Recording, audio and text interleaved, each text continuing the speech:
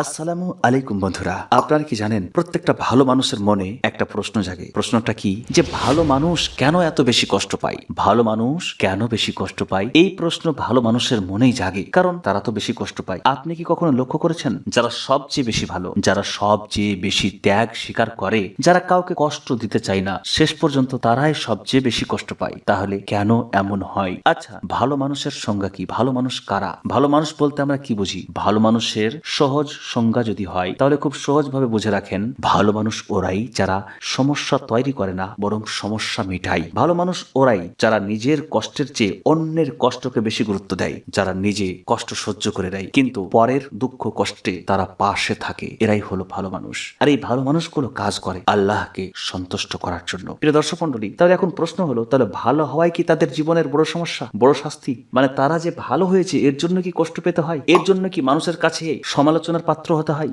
আজ আমরা জানবো ভালো মানুষ কেন বেশি কষ্ট পায়, এই কষ্টের মূল কারণগুলো কি এটা জানবো, এবং জানবো যে এই কষ্ট থেকে বেঁচে থাকার উপায় কি।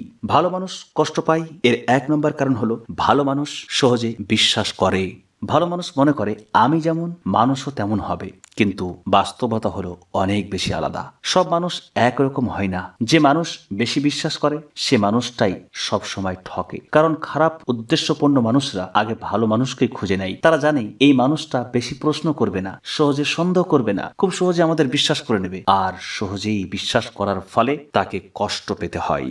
2 নম্বর, ভালো মানুষ না বলতে পারে না। ভালো মানুষ ভাবে না বললে সে কষ্ট পাবে, আমি সাহায্য না করলে সে যদি বিপদে পড়ে যায়, তার যদি বড় ক্ষতি হয়ে যায়, এই ভাবনায় সে বসে থাকতে পারে না। সে না করে বসে থাকতে পারে না, সে মানুষের বিপদে ঝাঁপিয়ে পড়ে। যখন না বলতে পারে না, তখন ধীরে ধীরে মানুষ সুযোগ নিতে শুরু করে, সীমারেখা ভেঙে দেয়, আর ভালো মানুষ ভিতরে ভিতরে নিঃশেষ হয়ে যায়, ভিতরে ভিতরে অনেক বেশি কষ্ট পায়। কারণ পৃথিবীতে অনেক মানুষ আছে যারা সরল সোজা মানুষদেরকে স্বীকার করে, আর সরল মানুষেরা সহজে শিকার হয়ে যায়। আপনি যার উপকার করছেন সে কিন্তু আপনার ক্ষতি করতে পারে, কিন্তু কিছু মানুষ আছে যারা উপকারের কথা সারা জীবন ভোলে না। এমন সংখ্যা খুব কম।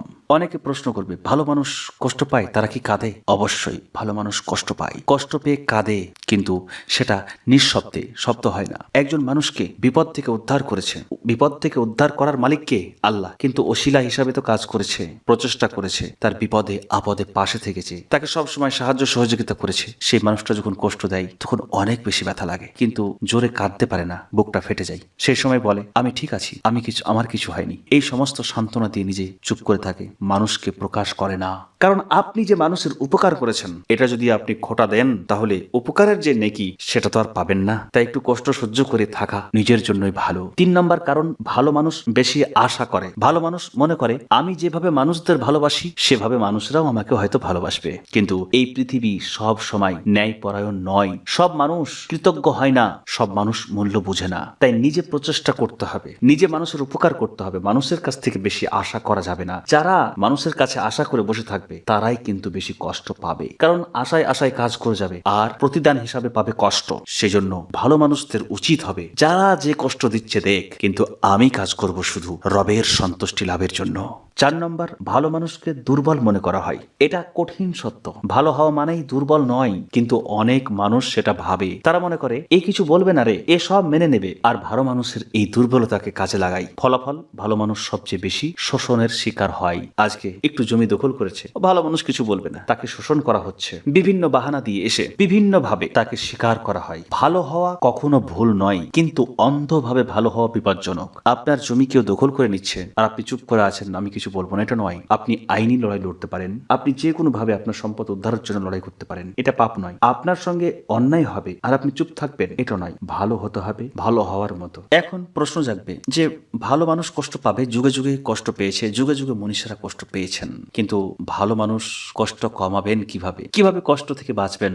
এর প্রথম পদ্ধতি হলো নিয়ত ঠিক করা। আপনি যে কাজ করছেন আপনার নিয়ত হবে ভালো, আপনার নিয়ত হবে নেকি কামানো। 2 নম্বর, আল্লাহর সন্তুষ্টি সন্তুষ্টির জন্য কাজ করা। আপনি পৃথিবীর জমিনে যে কাজ করছেন, সৎ পথে কাজ করছেন, মানুষদের উপকার করছেন, ভালো হয়ে চলার চেষ্টা করছেন, এই যে ভালো হওয়ার জন্য যে ভালো কাজগুলো করছেন, সেই কাজগুলো হতে হবে আল্লাহর সন্তুষ্টি লাভের জন্য, মানুষ দেখানোর জন্য নয়। মানুষ কষ্ট দিল, মানুষের দেওয়া কষ্টে আপনি ব্যথিত, আপনি মন থেকে ভাবুন আমি আল্লাহকে সন্তুষ্ট করার জন্য কাজ করছি। মানুষ আমার গীবত করুক, মানুষ আমাকে খারাপ বলুক, মানুষ আমার সমালোচনা করুক, মানুষ কষ্ট দেখ, কিন্তু আমি রবের সন্তুষ্টির জন্য কাজ করছি, দেখবেন ব্যথাটা নিমিষে কমে যাবে। 3 নম্বর, প্রয়োজনে না বলতে শিখুন। যেখানে আপনার ক্ষতি হচ্ছে সেখানে না বলতে শিখুন। যেখানে আপনাকে গুনার সঙ্গে জড়িয়ে দেওয়া হচ্ছে সেখানে না বলতে শিখুন। সরল সোজা ভালো মানে এটা নয় যে আপনাকে কেউ অন্যায়ের পথে নিয়ে যাচ্ছে আর আপনি চুপচাপ সহ্য করছেন, না। যদি আপনার মস্তিষ্কে, আপনার বুদ্ধিমত্তাকে কাজে লাগিয়ে কাজ করবেন, মাঝে মাঝে না বলাটা অভ্যাস করতে হবে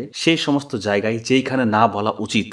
4 নম্বর, সবাইকে এক চোখে দেখবেন না। যে যেমন আচরণ করে তার সঙ্গে তেমন আচরণ করতে হবে। একজন একটা সুন্দর কথা বলতো, যারা বন্ধুত্ব সুলভ আচরণ করবে তার সঙ্গে বন্ধুত্ব সুলভ আচরণ করো, আর যে শত্রুতা করবে তার সঙ্গে শত্রুতা করার প্রয়োজন নেই, তাকে এড়িয়ে চলো। তার সঙ্গে শত্রুতা করলে শত্রুতা আরো বাড়বে, তোমার ক্ষতি করে দিতে পারে। বন্ধুত্ব করলেও চুপি চুপি ক্ষতি করতে পারে, ফলে তাকে এড়িয়ে যাও। শত্রুতাও করো না, বন্ধুত্বও করো না, এটাই হচ্ছে বেস্ট একটা পয়েন্ট। তাই সবাইকে এক চোখে দেখবেন না। শত্রুকে শত্রুর মতো দেখুন, বন্ধুকে বন্ধুর মতো দেখুন।